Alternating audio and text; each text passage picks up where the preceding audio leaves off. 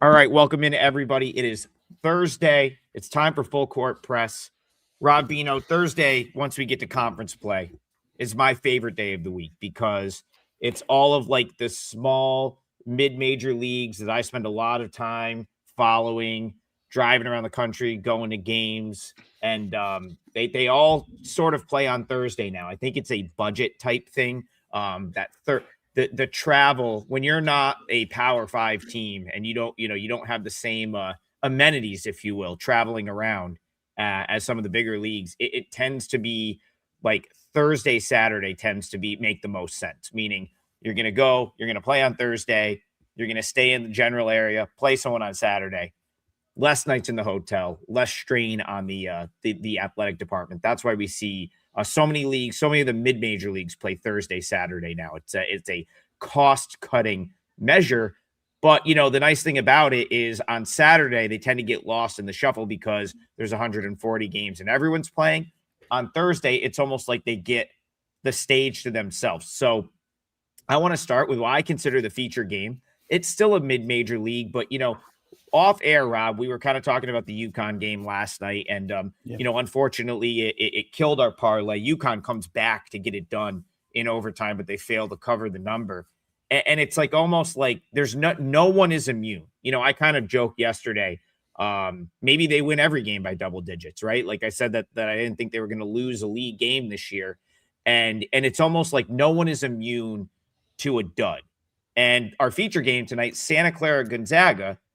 Gonzaga kind of had that the other day, right? Where they very much took for granted the Seattle Redhawks as a 23, 24-point favorite and found themselves in a game with Seattle that they ultimately won, just like UConn found a way last night. It's just what good teams do. Gonzaga now a big favorite at home tonight against Santa Clara at the Kennel. Do you think they got the dud out of their system, and do we see them run it up here? Well, I think it's a bad matchup for Santa Clara, only because everything that Santa Clara does really, really well from an offensive standpoint, Gonzaga defends either just as well or better. So it's going to be difficult. Santa Clara, mostly an offensive rebounding inside the arc type team. You don't get a lot of offensive rebounds against Gonzaga. You don't get a lot of clean looks inside the arc against Gonzaga. Santa Clara can still shoot the three a little bit, but they become a little more 2-point dependent this season. And if I flip that over, everything Gonzaga does well offensively, Santa Clara defends at like a mid-tier level. So it's hard to make a real case for Santa Clara fundamentally. They've shot the ball really, really well in their last 4 games since conference play started. 64% from the field against Oregon State, 54 against Portland, 49 against Pepperdine, and then 50 against San Diego. Those are really good shooting days for Santa Clara. Certainly Gonzaga, Mark Few takes note of that. Their defense, just to give you the contrast to that, their defensive numbers since conference play started, they allowed only 34% to Pepperdine, 36% to Seattle, despite the fact that it went OT, and 30% in their last game to Loyola Marymount. The sort of outlier is the game against San Diego, where they allowed 52% and got up and down the floor in a 99-93 game. So Gonzaga's had a couple of close calls here, which would make you believe that perhaps the price tag is too high. The matchup tells me that if they want to, the price tag isn't too high. I wonder about the total here at 165 points. I think it could end up being an under in this game. I think maybe the defensive side of Gonzaga comes out here at home, and perhaps Santa Clara defends enough to hold, let's say, Gonzaga to 85 or less. If they do that, this game probably stays under. So that would be my initial look at him, is under 165. I don't really have a firm opinion on this side because, as you just heard, I kind of make cases both ways. I make the case that Gonzaga's had 2 out of 4 close calls despite being the superior team in league play so far. And Santa Clara's just shot it so well for 4 straight. I wonder if against this defense that number doesn't come down drastically. We'll see. Yeah, I think that's fair. To think that like the spread is my number came out very close to the number here. I do think that like I think Gonzaga is going to be able to kind of get what they want though in this matchup. So I think Gonzaga has no problem scoring. Now we know that from a full game total perspective, Gonzaga they will wipe teams out on occasion, right? And the game I referenced was the Seattle game was not the most recent game. So that was they had their sort of bounce back from. So you referenced twice in conference play. San Diego, that was concerning to me. Let's put it that way. San Diego scoring 93 points against Gonzaga, but San Diego, what they do well, kind of like they have a lot of one-on-one kind of like shot making scores in that regard. So like, I guess it doesn't surprise me that in a game where they trailed most of the game that they could just kind of hang around and score baskets. But Gonzaga did have their bounce back moment against Loyola Marymount last time out, 82-47 win. So had this game fallen in that Loyola Marymount spot, I'd be far more inclined to lay the 15.5 with Gonzaga. Here, I guess like I do see the merit with like Santa Clara does a lot of things well, but for me, like in this matchup, I think Gonzaga gets to the rim and scores pretty much as they want. So for me, it's going to be, can Santa Clara do what San Diego did, score, hang around to stay within 15.5, or do they, or if they don't, Gonzaga winning by 20 certainly not out of the question. So I think for me, the slightest of leans toward Gonzaga minus the point, and it's just being at home. The fact that I think that they're going to score with relative ease against Santa Clara, who is going to let them get up and down, who is going to let them get to the rim, would put me on the Gonzaga side, but not something I'm going to bet personally. It's just I know a game. This is the Drew Martin Degenerate Special, Rob. It is the last game off the board. It is the last game off the board, and because of that, and because it's on ESPN2, and Gonzaga is, of course, a national power at this point, it had to be the feature game. Coach 4040 says Gonzaga team total over. Like, yeah, I mean, I'm certainly not betting Gonzaga team total under. That's for sure. Not with what I think the pace is going to be. Anything on that, Rob? The team total. It's just the game kind of, to me, Adam, to throw a number out there, the game just has the makings of like an 86-70. Like they skim by the number, they hold Santa Clara to 70, they get near 90. Here you have to ask them to get over 90, I think, team total. I'll go back and check, but I thought that their team total was maybe 90.5. I'm going to look real fast while we talk. Well, 89.5. There are some 90.5s out there. So basically, by the end of the day, you're probably going to be asking Gonzaga to get to 91. And to me, there's not enough wiggle room there. But I think a full game under, to me, kind of makes the most sense. It is interesting, Adam, real quick here. Gonzaga, 40-point win, 35-point win in conference play. Close call in the other two. So it's one or the other. Either they blow these teams out or they make it close.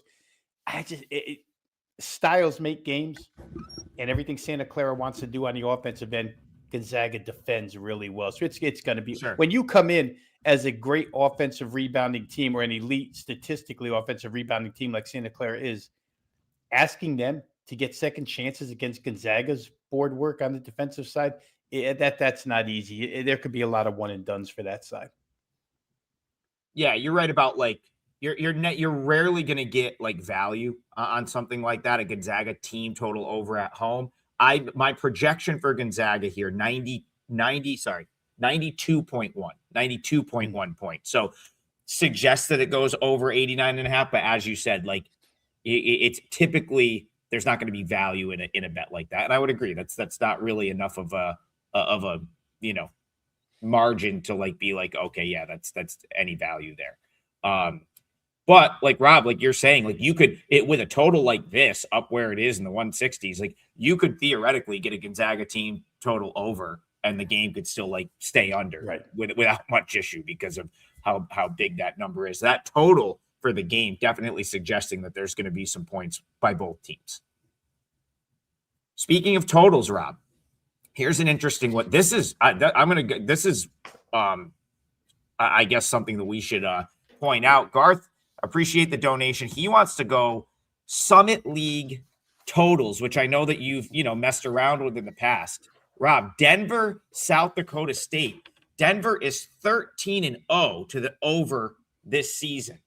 Summit League totals. I know you've played around with these. Have you gotten involved at all during conference play now that we're back in conference play? And what do you have for Garth on this total right here?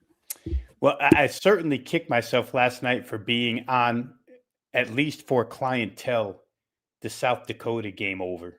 Went way over the total. South Dakota is another one of those that gets up and over. But the Denver run, it was Denver and American U for quite a while. The surprise teams just going over every single game. American U last night, I think, came in under the total. And they've come in under the total a couple of times now. But Denver just continues to go up and over. So it's hard to say that they would play an under here. I'm not sure. Here's the thing about the Summit League.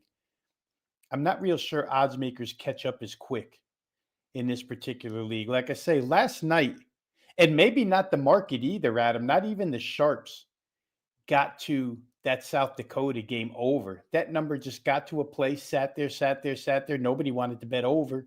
And then the game goes like 30 points over. So that's kind of what you're dealing with here with Denver. So to Garth's point, until this freight train either gets priced out of range or they stop showing you the ability to score and not defend, I think you continue to play it over. Now, South Dakota State, for what it's worth, it's not the same team. Obviously, under new leadership here, different player personnel. I don't know that they're as good at, recent South Dakota State teams. Let's go back a decade, always good perimeter shooting, high scoring teams. Not so sure South Dakota State is that this year. However, the Denver defense allows so much that you can become that on a single night. So matchups here suggest you probably want to play over. I haven't yet, but have taken notice of that Denver market trend. And I would say to Garth that I still don't think that the odds makers have correctly compensated for what Denver's doing right now. And it's probably because not a lot of people go to the window with Summit League totals. That's probably the reason. No reason to adjust if nobody's going to bet it. Well, no one's going to bet it because this is one of the toughest leagues to watch. It's like not on ESPN Plus. You have to have like the Summit login. I think I can't even remember if it's paywalled. It might be. I know I just like subscribe. I think they actually charge. Listen, I guess everyone charges to an extent, right? Because if you're on ESPN Plus, then you have to pay a subscription for it. But yeah, I think that hurts the Summit. Like at least listen, Rob, when you have to go over to NEC front row, at least it's free. You're just pulling the website up. I've always found Summit being like one of the tougher ones to watch. Of course, we'll get to Flow Sports in just a minute, but that may be the Coastal may have the worst deal of any of them. But yeah, I agree with you. I don't think the Summit gets even the as much recreational better love than some of the other leagues. And so, yeah, one thing I will say that I don't think is really gone unnoticed is Denver from like the side perspective. They've had some really nice results this year. And that number certainly suggests that the odds makers are aware that Denver can play. I had it. Are we still 7.5? My screen is frozen for whatever reason.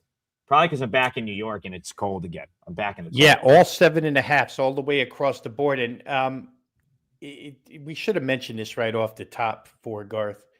That game total has been hit dramatically hard to the under. Oh yeah, opened 168, and as you and I are talking, the screen's just flashing all over the place, all the way down to 161. And in some places 160.5. So you got a 7.5 point move to the under in some places. And I think it's part of what I mentioned when I was talking about this game is that South Dakota is just not the same. You can't rely on them to score the way you used to be able to rely on them. That could change over the course of conference season. And like I said, first-year head coach, who knows? But they're not the same high-flying team that they used to be. So maybe this one got it to – obviously it did. To some groups out there, this one got out of range at 168, and they're trying to, correct the market, so to speak. Listen, Garth, I'm always going to be pro play back in an 8-point move. So it's like if you like the over and you liked it at 163.5 and it's down to 160, like I'm always going to be like, yeah, I mean, that's the only way you could play it at this point, and it's probably steamed too far. As far as like just this game is concerned, South Dakota State last time out loses in Grand Forks to North Dakota. Like if you want like a barometer for like where this program is right now without Eric Henderson, who's now the coach of Drake. Like, when was the last time they lost to North Dakota? Yeah. Right. I mean, I don't know. It's probably been years, unless it was like one of those surprise freak results. They haven't had many losses like that recently. So I understand, like, looking at this, you're like, man, it's only 7.5. They can bounce back here. That's that's like there's some appeal to that, right? Them coming back to Brookings, where they historically play very well. But I think historically is the key when you're talking about South Dakota State. This just isn't the teams that South Dakota State has had year in and year out.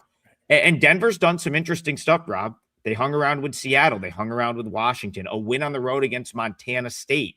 They beat Colorado State as a big underdog. That win looks even better now. And then you talk about win at Northern Colorado. That's a good win. Hung around with Tulsa. That's a good result, because Tulsa's now become a team that, it looks like they could contend in their league. And then over the weekend, they go to St. Thomas and cover as a double-digit underdog. So I think the market definitely has adjusted to Denver, right? Like 2 weeks ago, this would have been 10.5. Okay. Denver has put some really good results together as an underdog.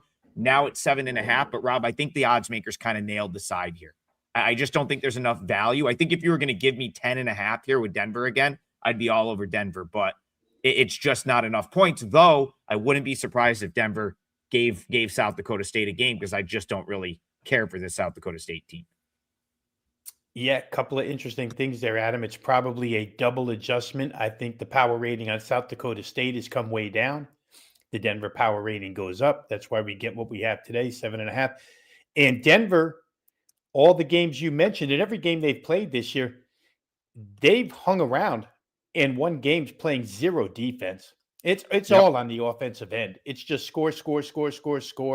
And they're showing right now that they're good enough to score in any instance. Road versus team that's better than them, as a road dog, at home, no matter where it is, they've been able to do good stuff offensive team total wise.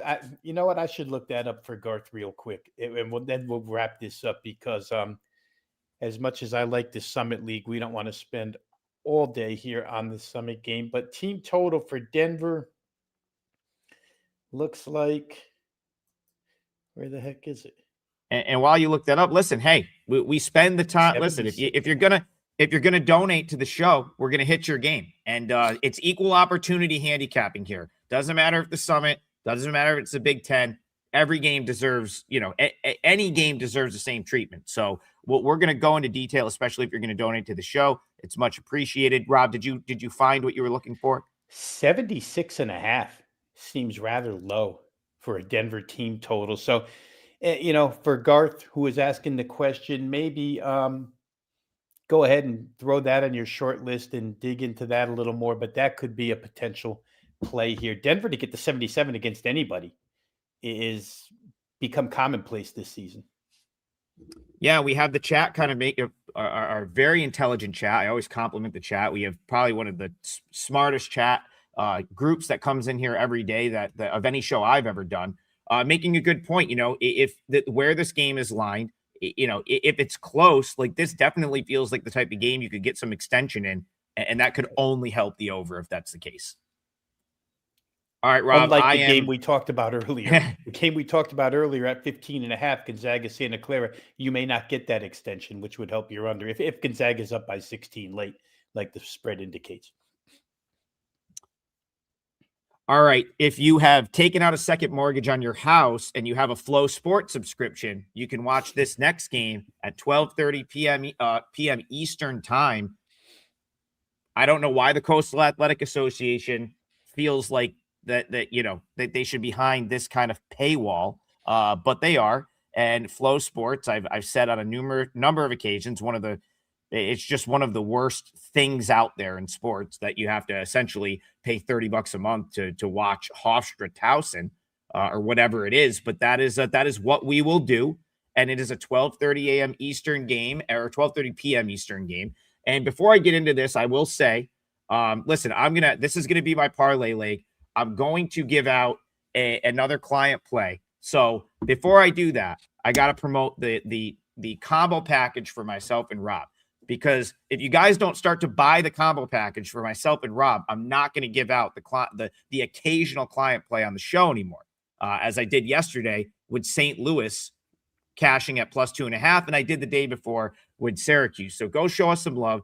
Grab that incredibly discounted combo 3-day, which gets you all of my plays, all of Rob's plays, and I will keep coming on here and giving you the occasional client play on the show. Rob, I'm willing to do it today for 3 reasons. Okay, two reasons. One, it's a loaded board today, and I know I'm going to have quite a few plays, so I don't mind giving the early one for free.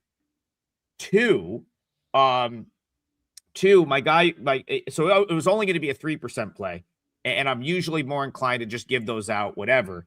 But my guy Bayou Bets texted me this morning, and he said Towson is doing $1 beers for an 11:30 a.m. game.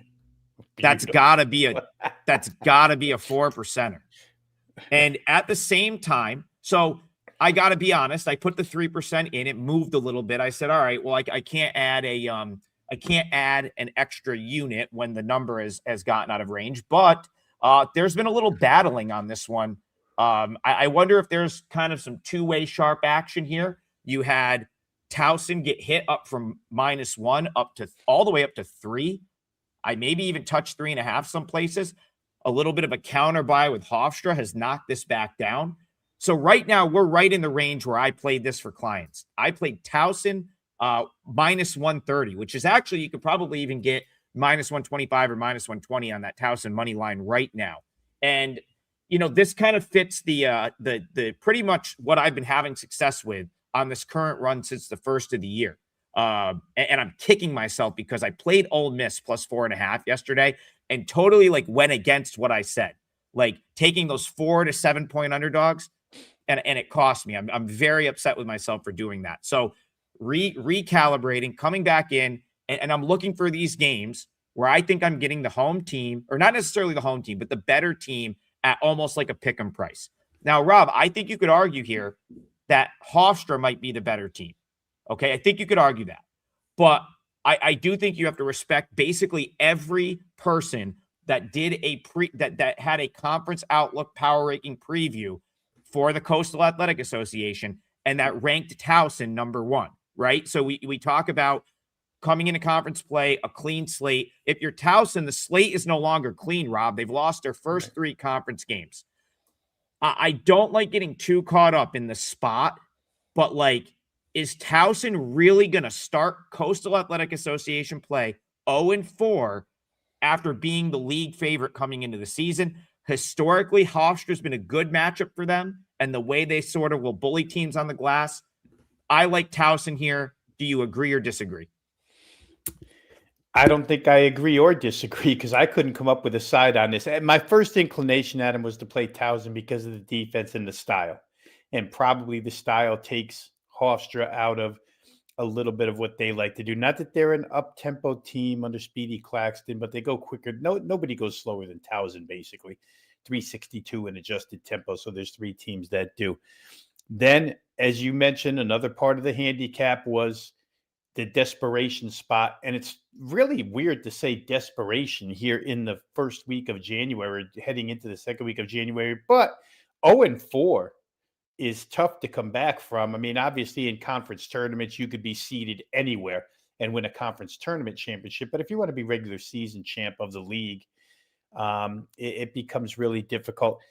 The problem I have with Towson is the last game they played against Monmouth is kind of disturbing. It was a miserable shooting performance. Now, I'm a guy, I come on here every day just about with one game that we talk about where I preach bounce back. It's part of my handicap. If I see a good team underperform, I think they're going to bounce back the next time around. You could get that out of Towson here.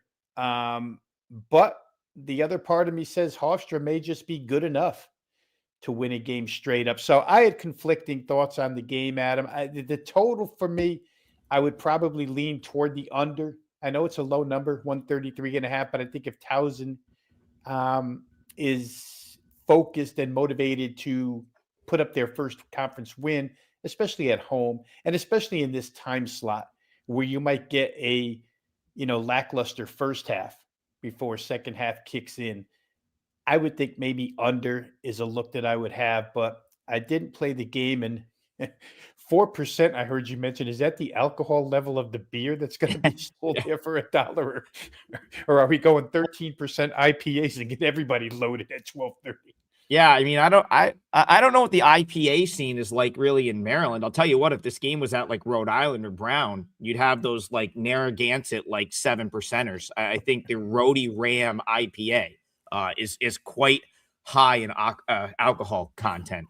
Brown had a good one too. There's another brewery right there. But yeah, who knows? I mean, who knows how many people are even going to be there to drink them? That's what I want to know. Is it dollar beers because like no one's going to be at the game? Here's my thing for this for Towson. Okay, they Tyler Tejada and Dylan Williamson just straight up have to play better. Like those two, the fact that Towson has those two back and they're still having all of these offensive issues is kind of mind-boggling. Like no one can make a shot on this Towson team, but those two should be able to score. Like those are like on paper should be two of the better players in this league. Especially Tejada, who is still he's still going to shoot 43% from the field, 16.5 points per game. Like those two just have to get it going offensively. And then all of a sudden, like Towson's offensive problems are probably somewhat solved, right? Like because they just don't have any shot makers. But if you can get your two sort of go-to scorers going who have not really been going in conference play so far, you're going to be okay. Now, the reason that this matchup has been good for Towson in past years is because Hofstra heavily relies on shooting the ball. But they're very good at it. They've got some really good shooters, but going on the road and shooting the ball is something we talk about on the show all the time. Like if you are a jump shooting team and then you go on the road, typically that's where you're going to be vulnerable, right? Like it's just common sense. You're in a gym that you're not totally used to, and now you're trying to put it in from 18 feet away. So, when you're 2 feet away from the basket, it doesn't really matter where you are. It's like you're finishing around the rim. Towson, the other area that they have an edge here against Hofstra, and they have in years past, is just tremendous defensive rebounding. Like that's the one thing. Towson's a really good rebounding team. They're going to clean up in that department. They're going to defend. So, Rob, I am sort of just going with the spot play. Towson cannot start 0-4 in this league. I mean, I can't even wrap my head around that being impossible. That the Towson Tigers, many people's preseason favorite to win the Coastal, are going to be 0-4. I don't think they're going to be. I think they're going to find a way to get it done. They've won ugly games against Hofstra in the past. I think they win an ugly one here. This will be my leg of the parlay. Towson money line. I think we could probably call it -125 at this point. Again, I don't put any stock into like there's back and forth money here. It's been Towson money followed by Hofstra money, followed by Towson money, followed by Hofstra money. So any money line that you can get on Towson is good. I don't think the line matters as long as you just need Towson to win. I think we're going to get a Towson win, and Towson money line will be my leg of the parlay. Okay. There was no dollar beers in any of the games I was at this past weekend. I did try 2 very good blonde IPAs. Both North Texas and Louisville had one. I kind of stopped drinking beers years ago, but like, listen, Rob, you slap a logo on something, I'm going to get it. It's just that simple. Like I think I made it through like 3 sips of each of those beers, but if it's got a logo on it, I need a picture with it. And that's just, I've said this many a time. If you're like marketing like 101, if you don't have a beer at your arena with a team logo on it, you are just straight up missing out. Anyone is going to buy that, even if they don't even like want to drink it just to have the can. Bayou Bets, it wasn't an IPA at Toledo. That was really good. That was actually a vodka lemonade, blueberry lemonade. Brian Power and I, mostly Brian Power because I was behind the wheel. Mostly Brian Power had a few of those. Actually, by the Michigan State game, Brian Power was like pretty hammered. But we moved on to the Sparty lager, and yeah, we got after it. But those were really good. Toledo Rockets Blueberry IPA. All right, back to games. Let's go back to the chat here. Let's see. Man, there's a lot of good ones. There's a lot of God, there's so many. All right, Joey Cheat. I promised him we'd talk about this game. And he also was like, Trig, I need you to wear your Northeastern gear on the show. And I said, Joe, they didn't have. See, this is another pet peeve of mine, Rob. If you can't make it to the bookstore hours are not very good. So if I'm showing up at the game an hour before, I need you to have a decent selection of merch inside your arena. Like if you have like 2 t-shirts like that are screen printed, it's got to be like legit or I'm not going to get it. So that's what happened at Northeastern. Now, Rob, their building was built in 1910. They no longer play there anymore. They are now somewhere on campus. I think it's at Joey Cheese said this building is smaller than my high school gym. And that's where this game is going to be tonight. So Wilmington's heading up north to Boston to take on Northeastern in their temporary home. They closed Matthews Arena for good a couple of weeks ago. And Northeastern's going to play out the season in whatever facility that they're playing in on campus. Tonight, 14-2 Wilmington comes to town. Do you have a lean in this one? Another Coastal Athletic Association game, Wilmington, Northeastern. Yeah, I'm not playing against Wilmington. I don't care where if it's in my backyard, I'm not playing against Wilmington right now. Certainly, they've shown to be the class early on in this league. I do find some interest, Adam, in the fact that they had played a 49-45 game prior, which is generally right up my alley. You've got a good team out there that scored less than 50 points. My inclination is always, let's bet that team total over next time out. That number tonight is 76.5. Been bet up from 74.5. Still a possibility I could play it. Northeastern, not quite good enough defensively to maybe keep this team from approaching 77. So I don't know that Northeastern tempo or defense could prevent them from doing that in this game. What could prevent them from getting there is bad shooting, but I think that the bad shooting might be out of their system after the game against Hampton. In that particular game, 3 of 16 from 3 for NC Wilmington, 18.8%. Have to believe that comes up to around 30 here. If it does, they probably approach this one. Haven't quite finished all the work I want to do on that game, but I'm telling you, I'm leaning somewhat toward Wilmington getting over this team total.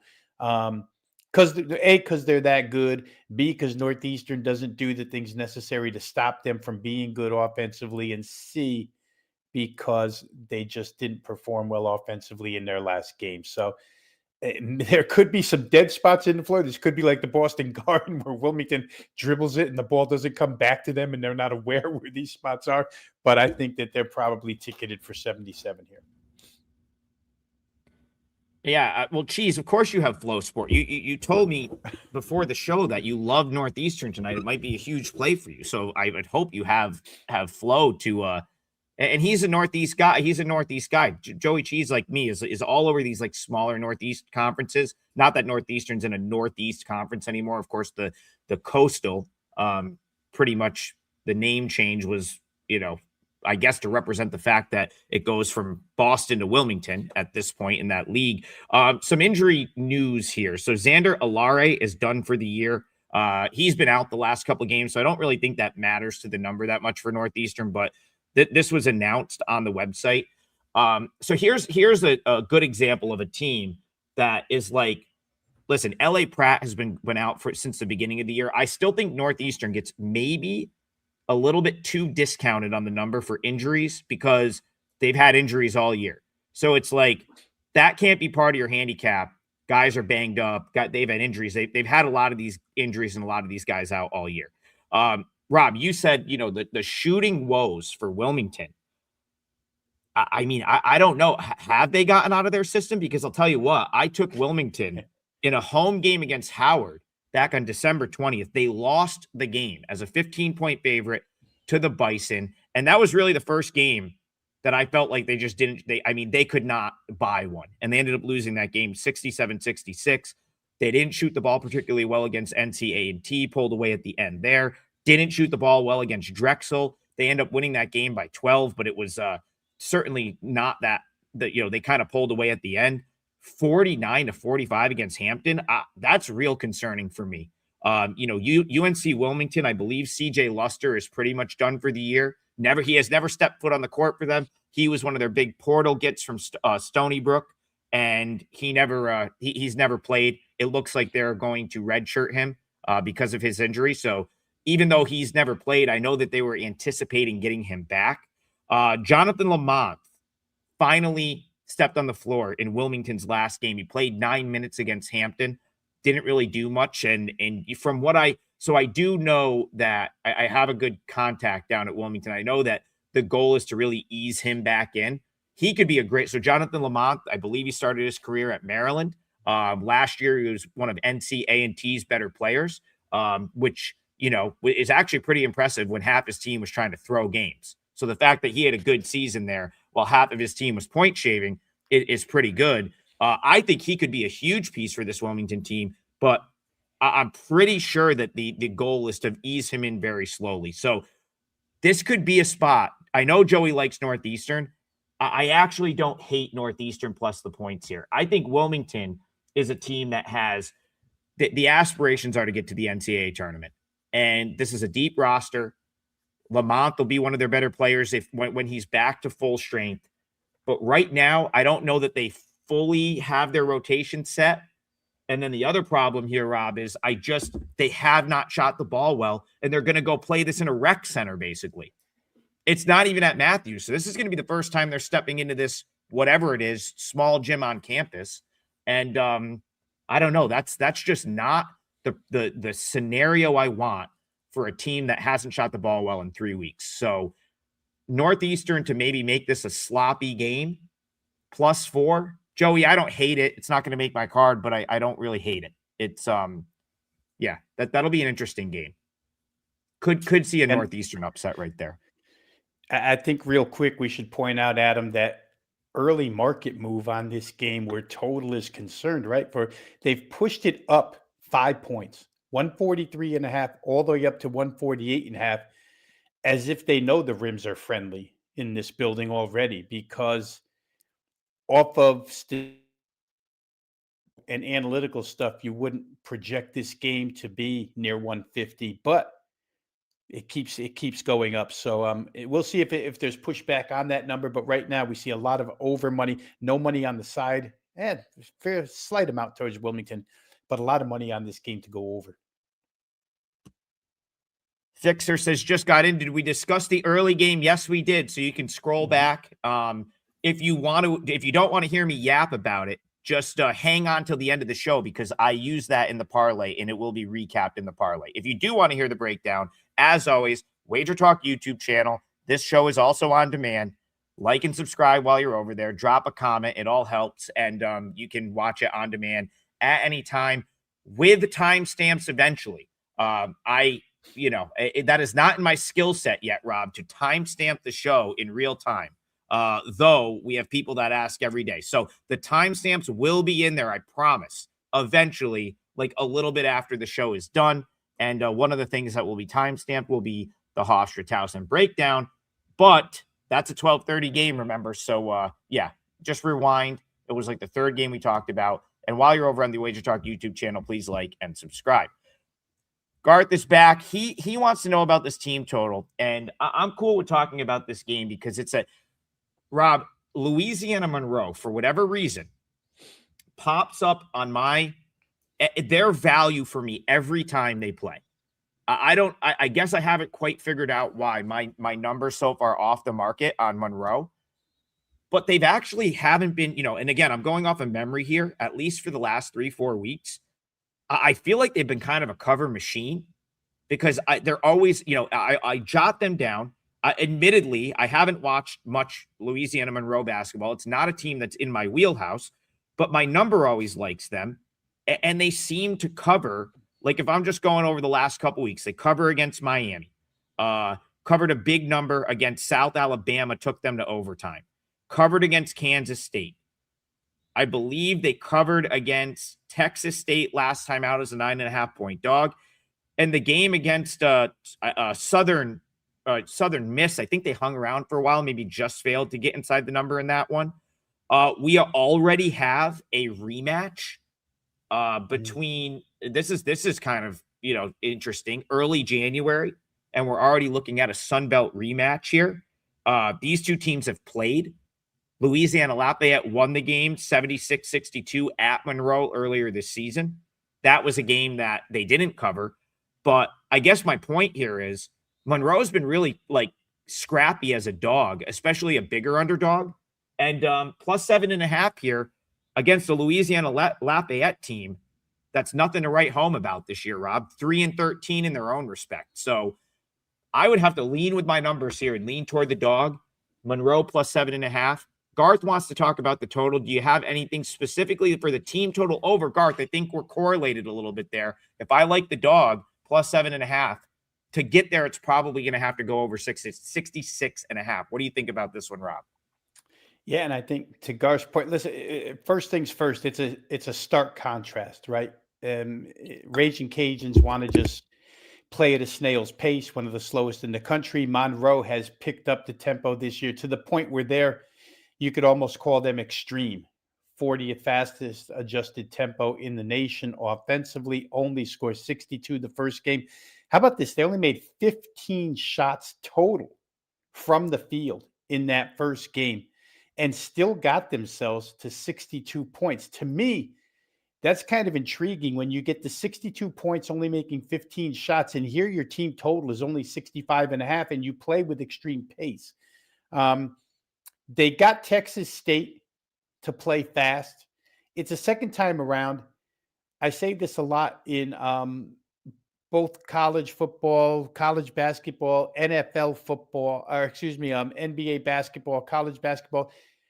Coaches love to fix what went wrong the first time around, and they can study the game film. And I'm pretty sure Monroe, 14-point loser, only making 15 shots, can go back to the tape and find ways that they can score 4 more points and get over this team total. So I'm kind of with Garth here. I mean, it wasn't something that I had on my short list, probably because I didn't really notice the team total until I just looked it up here after he posted it.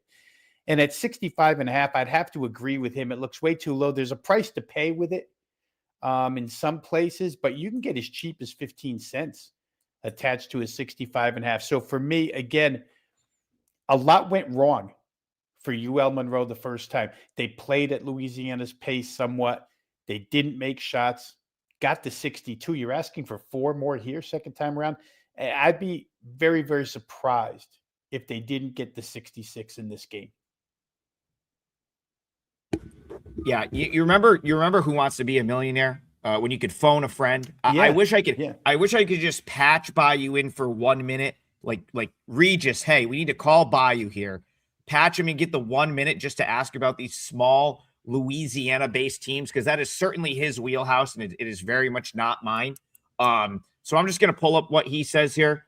Louisiana beat Monroe the game after Coach White got thrown out of the Southern Miss game. I mean, what other show are you getting that type of, that is just a great nugget right there. That was a ULM. That ULM game was a rally he's talking about for Louisiana Lafayette.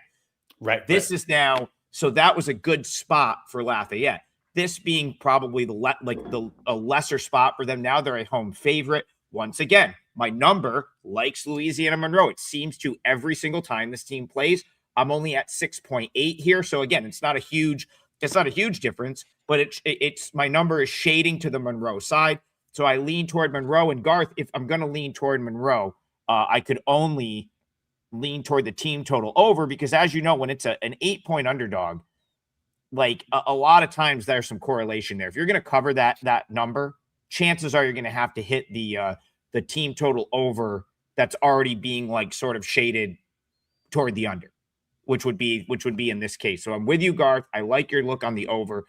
Me personally, I like the Louisiana Monroe side look a little bit better.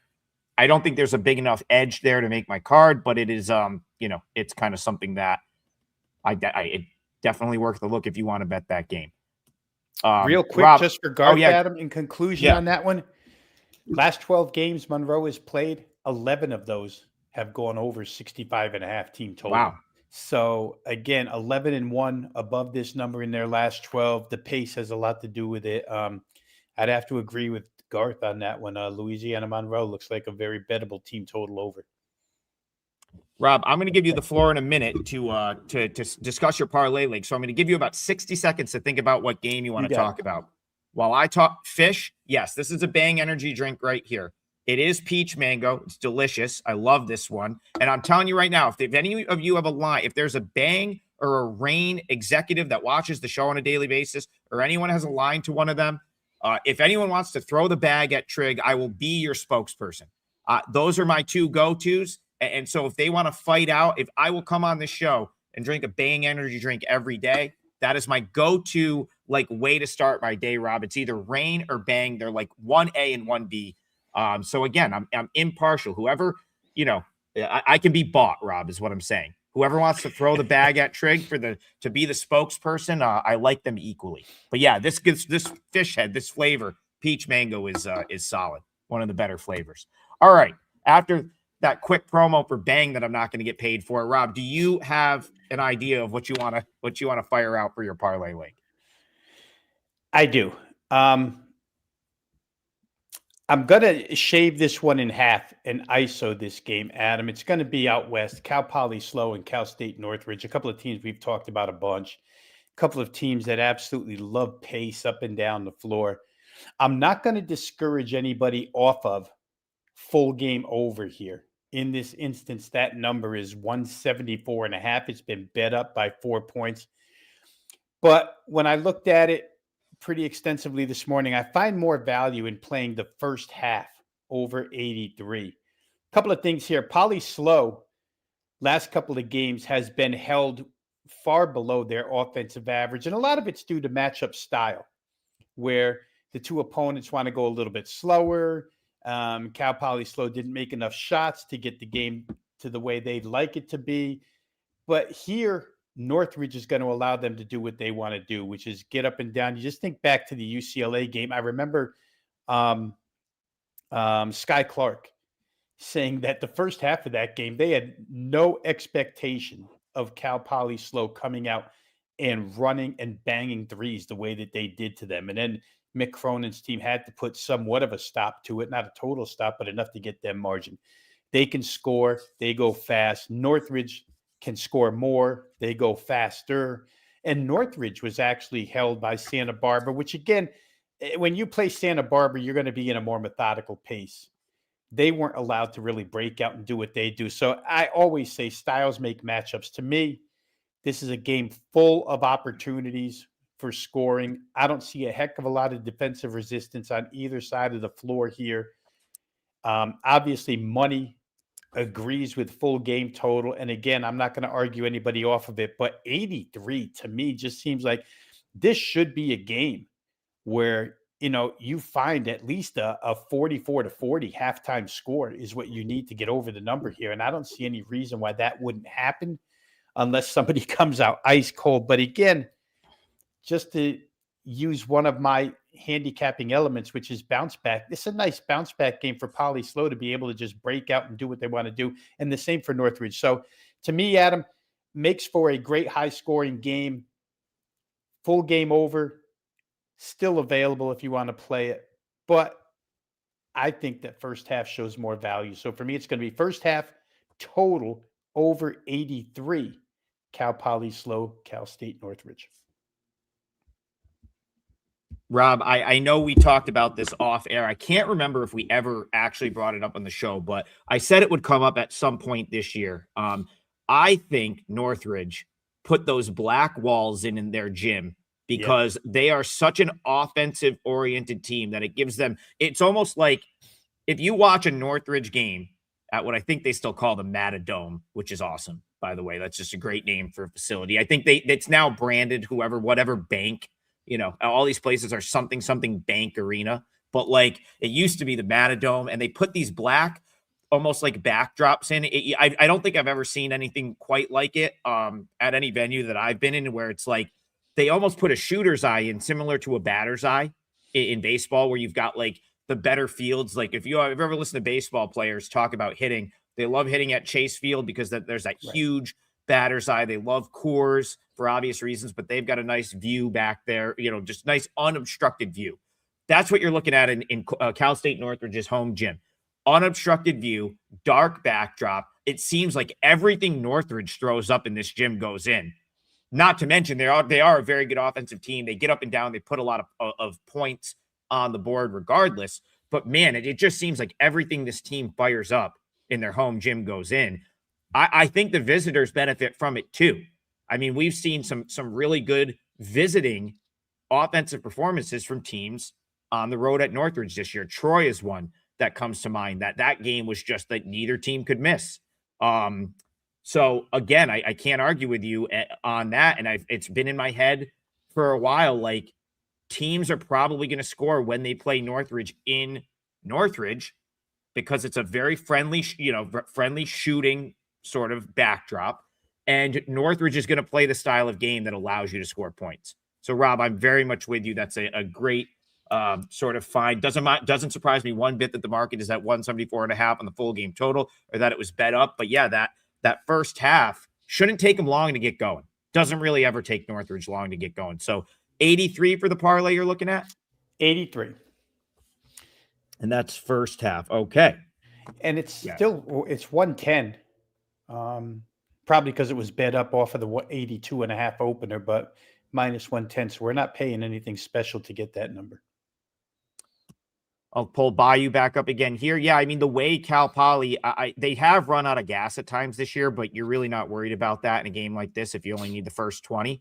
I'm with you. That's a great call, Rob. There's going to be a lot of shots being put up, and again, very friendly shooting sight lines there in that gym. So hopefully you think a lot of those go in.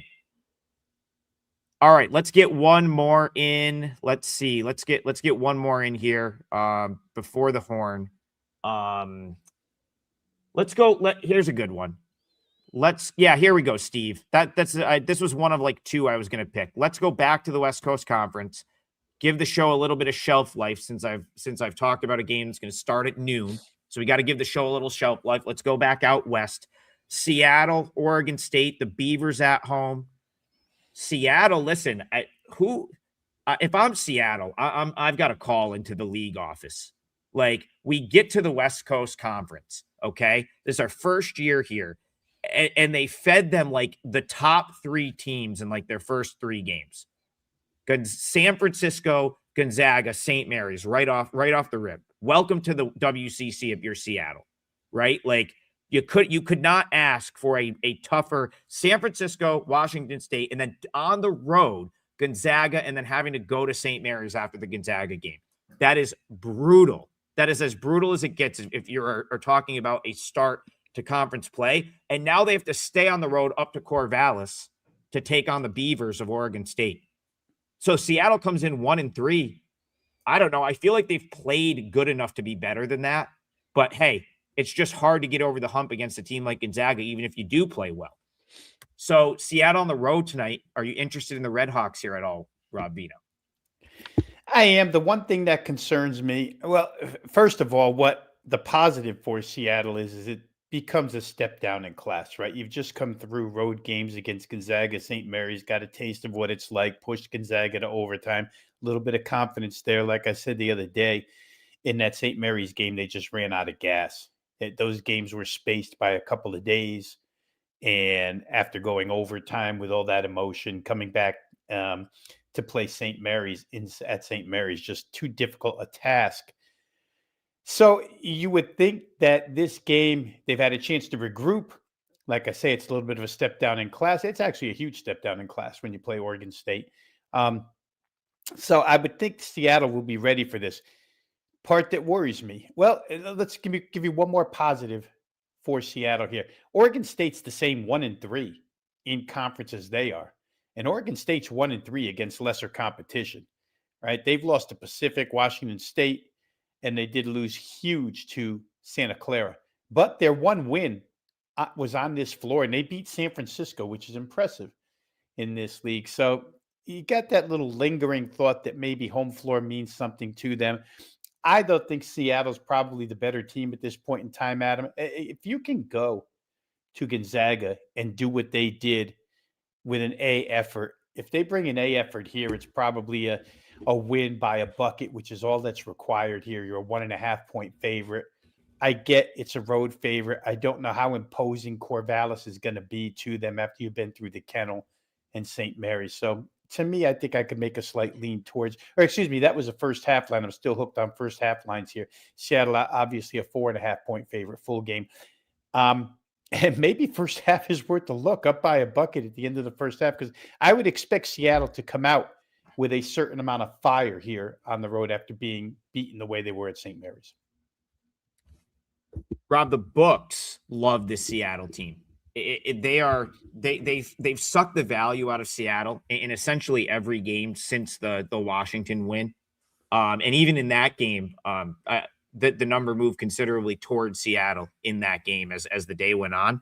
4.5, like you're laying a premium on the road right there. But something you said, like Oregon State has not had the crowds that they used to get when it was like big time Pac-12 games in Corvallis.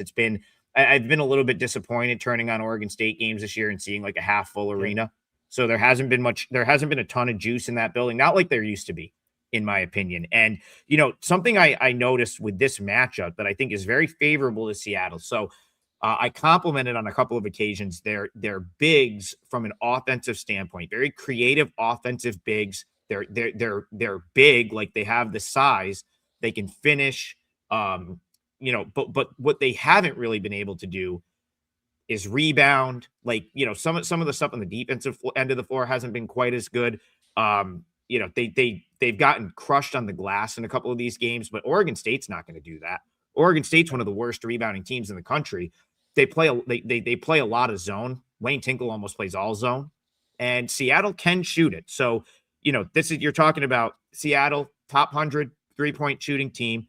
They have offensive bigs with skill, meaning that they can probably work the ball into a zone, and their bigs may be able to finish in, against the zone. So I like the matchup for Seattle, but man, they are asking you to pay a premium with this team on the road. If I could have gotten like a cheap money line or Seattle -2, -2.5, I would be all over this. At 4.5, I just feel like that's right in that range where they could win a close game. It's just a much tougher number to cover. So, Rob, I'm going to piggyback what you said about the first half. I think the way you play this game is Seattle first half. If it loses, be ready to come over the top with your Seattle second half bet. And then you kind of take that 4.5 out of the equation. BD in the chats, the Seattle -1.5 first half is a stronger play. Yeah, I suppose if it's available, for sure. Maybe the money line being cheap enough in the first half and you do the same thing, but I would, or maybe this is late enough in the day where you can find something to money line parlay into Seattle. All of those things are options. That 4.5, man, I feel like the books sort of nailed the number there. They're really forcing you to pay a premium to back Seattle. All right, we are at the end of the show. Time to recap the parlay. 4% play for me goes early today, so you're gonna know my mood by about 2:30 p.m. Eastern for the day. I've got Towson on the money line. It is a 12:30 p.m. Eastern start. A 4% play for clients. So you're getting it here for free on the show. Please check out the package that Rob and I have available right now. It's all of our plays for 3 days, both of us in college basketball, full analysis, just like you get on the show. You'll get in those plays, and you won't have to hear me talk about it. You just get to read it. I think that's a huge plus. I've said it the last couple of days. Towson money line for me, then go do something for 8 to 10 hours, and then come back at 10 p.m. tonight for Rob Bino, Cal Northridge, Cal Poly, first half over 82. 83, sorry. So that's our two-teamer for today. Towson, call it minus 120. The parlay is going to be plus 250. I'm going to put it's going to allow for a little bit of a juice on that Towson money line. You're going to have Towson money line, Cal Northridge, Cal Poly, first half over 83. That's the two-teamer for today. We need one this week. We haven't hit one yet this week. I'm feeling good about today's, and we'll see you back here to close out the week tomorrow morning, 10 a.m. More full court press. Have a great day, everyone. Go grab that 3-day package for us. We'll see you guys tomorrow.